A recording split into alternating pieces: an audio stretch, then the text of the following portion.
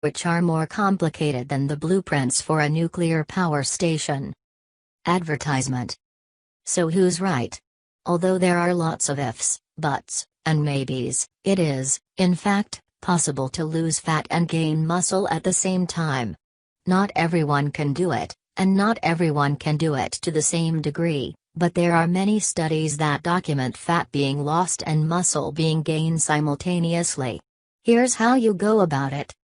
The first and most important step is to put yourself in a calorie deficit.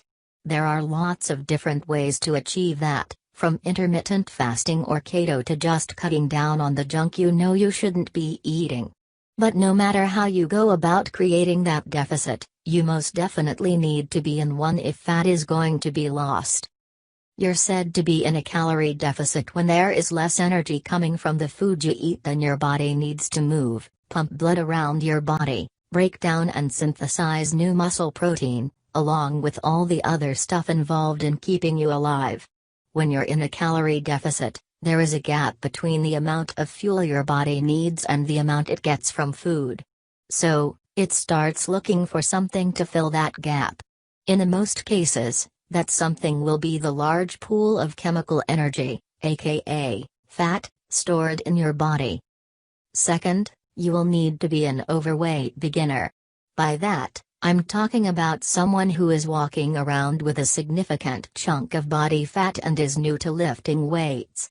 When you first start weight training, your body is highly responsive and can add muscle very quickly.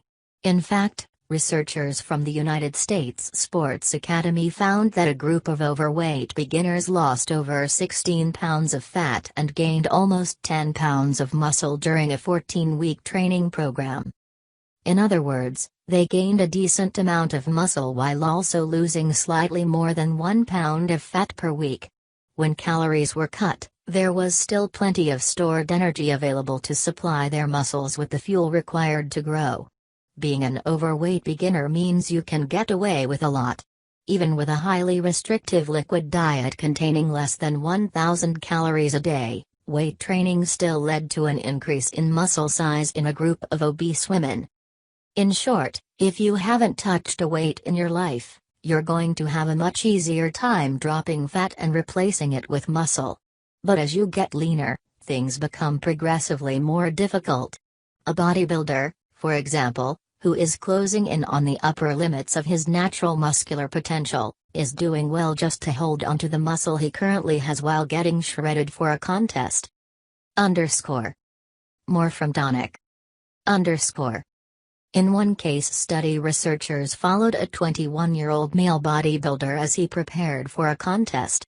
Over a period of 14 weeks, he cut his body fat in half, dropping from 14% to 7.2% body fat. However, almost half of that lost weight came from lean body mass. In other words, he lost rather than gained muscle. That's despite the fact he was doing a lot of the things that are supposed to help you retain muscle, eating plenty of protein, lifting weights 4 times a week, and doing interval training. For anyone in this type of condition, the main benefit of strength training during fat loss is to retain rather than gain muscle mass. What this means is that you'll need to modify your expectations as your body composition changes.